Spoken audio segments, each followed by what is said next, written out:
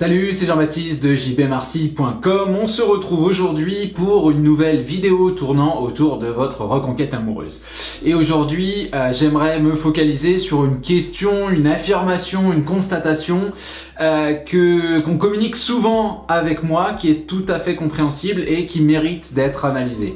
À savoir, mon ex ne réagit pas comme je l'aimerais. Je suis pas mal des enseignements qui sont partagés, je suis dans la légèreté, je suis sympa, on arrive même parfois à se voir peut-être. Il y a tout plein de choses que je fais un énorme travail sur moi et face à moi j'ai une personne qui est pas nécessairement dans la réaction, qui voit pas forcément les efforts ou en tout cas qui les prend pas assez en considération, qui n'estime pas la valeur de tout ce que je fais, de tout ce que je dis et ça me gonfle un peu parce que s'il y a des moments de rapprochement, il y a aussi des moments où j'ai vraiment l'impression de pas vraiment être respecté à ma juste valeur. Il y a beaucoup de choses à dire. D'abord, vous le savez, la rupture amoureuse et la reconquête après, tout ce mécanisme qui s'ensuit est une injustice totale. On sait qu'il y a un rapport à l'ego qui est difficile.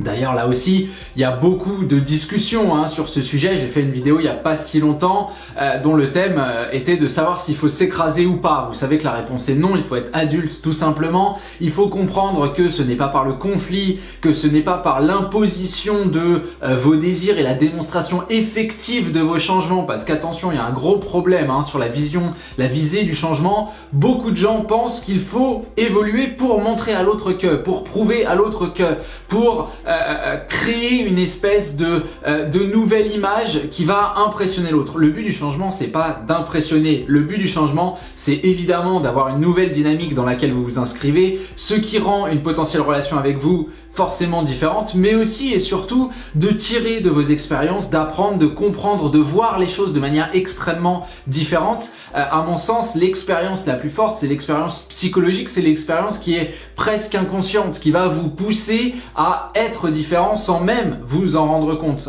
Ce que je dis souvent, c'est que au moment de ma rupture amoureuse, j'étais une personne complètement différente et qu'aujourd'hui, par le biais de mon travail, par le biais de ces vidéos, par le biais de tous les contenus sur lesquels j'ai pu réfléchir, il y a énormément de parties de moi qui ont évolué et la plus flagrante à mes yeux, c'est mon vocabulaire tout simplement, c'est ma façon de construire les phrases. J'ai toujours adoré écrire. Aujourd'hui, j'essaye vraiment de transmettre cela à travers mes vidéos, à travers quelque chose de plus visuel et c'est un domaine qui émane de tout ça, qui émane de cette réflexion, qu'est-ce que je peux faire, comment véritablement créer une différence et puis après, à partir de mon expérience personnelle, comment vous aider vous. Mais évidemment, ça m'impacte au quotidien et c'est pas une réflexion qui est menée vis-à-vis de la personne qui était mon ex. Donc très clairement, oui, vous êtes dans une logique de travail et oui, votre ego, il y a un moment où il faut le mettre de côté parce que vous voyez tout sous le prisme personnel, c'est-à-dire que vous êtes dans cette logique de reconquête, dans cette réalité de la reconquête.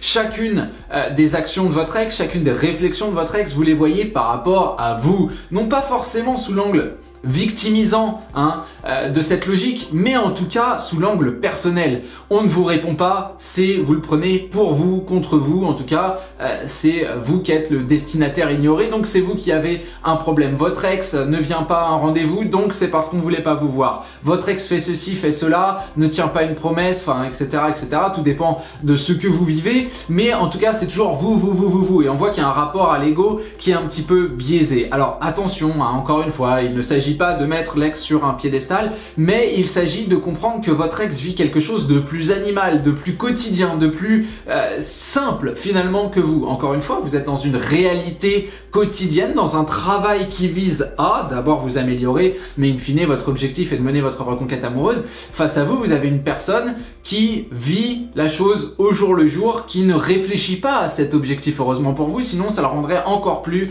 compliqué. Donc effectivement, face à ce que vous allez avancer dans votre communication, dans votre prise de rendez-vous, dans vos partages, on a une personne qui peut réagir d'une manière ouverte un jour, complètement fermée le lendemain, parce que dans son quotidien, il y a ceci, il y a cela qui l'embrouille.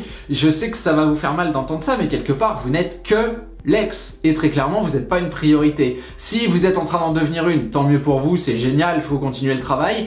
Mais attention à ne pas vous dire « Ah bah ouais, mais là on était en train de se rapprocher, elle me doit ou il me doit de… » On vous doit rien du tout. On est parti et aujourd'hui, on vous doit le respect. Je veux dire, on va pas vous insulter, etc. On est bien d'accord. Mais sur le terrain du « mon ex doit réagir comme je l'entends », là on vous doit rien et ça c'est à mon sens une grosse erreur d'analyse. Vous pouvez avoir des attentes personnelles, mais les formuler c'est quelque chose de pas légitime. Et mal réagir si votre ex ne répond pas positivement à vos attentes, là aussi c'est pas du tout quelque chose de légitime. Réfléchissez bien à ça parce que votre ex n'a pas la place pour reconnaître vos efforts. Il ou elle peut les voir, il ou elle, mais on n'est pas…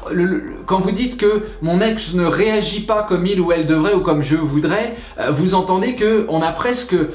on lui accorde cette position d'observateur, de professeur, d'analyste qui regarde votre vie et qui doit vous donner une certaine approbation, vous donner un point, une gommette si vous faites bien. Là, vous êtes dans une recherche de lien, vous êtes encore dans la douleur fantôme finalement. Vous n'êtes pas du tout dans une prise de position indépendante. Et ça, c'est quelque chose de très difficile à comprendre parce qu'on est dans du relationnel et qu'on doit le voir de manière plus personnelle. Et c'est vrai qu'il y a un grand paradoxe. De 2, on passe à 1 pour repasser à 2 si vous voulez. Donc c'est vrai qu'on se mélange rapidement les pinceaux et qu'on veut voir l'autre réagir face à ce que nous on fait. Là on est dans une attente qui à mon sens n'est pas forcément strictement légitime, en tout cas pas intellectuellement parlant. Oui, soyons clairs, hein, soyons honnêtes, oui dans une reconquête amoureuse, il va y avoir des coups dans l'eau, il va y avoir des échecs, je parle de marathon, vous pouvez appeler ça une traversée du désert, ça va être des efforts sur le long terme et qui vont pas tous donner des résultats exceptionnels du jour au lendemain. Il faut y être prêt. Le gros problème de la reconquête amoureuse, de votre manière de voir les choses, finalement, il a un seul nom, ce problème. C'est le contrôle. Nous sommes des êtres de contrôle. Nous voulons contrôler, nous voulons une action et des résultats. En plus, on vit dans une société ultra rapide où le résultat prime sur la manière de l'obtenir. Hein. Aujourd'hui, malheureusement, la destination prime sur le voyage. Et ça, c'est quelque chose qui biaise complètement votre état d'esprit parce que vous êtes focalisé sur le résultat. Du coup, vous voulez contrôler le process pour être certain de… Vous ne laissez plus aucune liberté, plus aucun naturel à vos actes, à vos réflexions et à votre ex non plus. Et là, c'est vrai qu'on se rend compte qu'en réfléchissant un petit peu là-dessus, vous n'avez pas à attendre des réactions de votre ex, de l'autre, de ce climat. Vous avez un espoir qui est légitime, absolument, il n'y a pas de souci là-dessus. Vous avez des choses à faire pour les provoquer, mais le résultat n'est jamais certain et c'est à vous de garder la tête froide et c'est à vous de continuer, c'est à vous d'être ouvert, c'est à vous d'être sympathique, c'est à vous de travailler. Et oui, encore, je reviens sur le premier constat de cette vidéo, on est dans une notion d'injustice et je comprends qu'on ait du mal à accepter ça. Il y a beaucoup de gens qui ne le comprennent même pas, qui pour eux, ah bah non, attends, pourquoi moi je vais changer et l'autre? Parce que pour l'instant, c'est vous le sujet principal et évidemment derrière la logique interactionnelle, d'ailleurs si cette vidéo vous touche directement, c'est que vous êtes dedans mais que vous manquez sans doute des distances, mais la logique interactionnelle c'est que votre changement, votre nouvelle manière de voir les choses, votre nouvelle communication touche forcément, impacte forcément petitement, grandement, moyennement, je ne sais pas, mais touche forcément votre ex. La logique interactionnelle, c'est ça, nouvelle situation, nouveau set de réactions derrière face à ces situations et c'est clairement ce qui va se passer, mais vous avez besoin de temps, vous avez besoin de continuer le travail et vous avez besoin quelque part de montrer à votre ex que ce qui est décisif pour votre changement, c'est pas l'attitude, l'approbation, la réaction de l'autre vis-à-vis de qui vous êtes et ce que vous faites, c'est que vous continuez tout simplement sur la ligne que vous êtes tracée parce que vous faites ça pour vous et pas pour l'autre. Et ça, c'est hyper important. Voilà, je vous laisse réfléchir là-dessus. Comme d'habitude, si vous aimez cette vidéo, eh bien vous le signalez, ça fait toujours extrêmement plaisir. Et comme d'habitude, vous avez sous le titre de cette vidéo, en dessous, juste au-dessus des commentaires, un déroulé avec des explications sur cette vidéo et pas mal de liens qui peuvent vous intéresser selon évidemment la situation que vous vivez. Vous trouverez des formations vidéo, vous avez le bouquin, vous avez les séances de coaching si vous voulez qu'on travaille personnellement ensemble. On me demande beaucoup si je fais des coachings, oui, cliquez sous les vidéos, c'est un petit peu ma spécialité, je fais ça tous les jours. Donc venez me rejoindre, on va travailler ensemble à votre reconquête amoureuse. Voilà, je vous dis à très vite, salut à vous.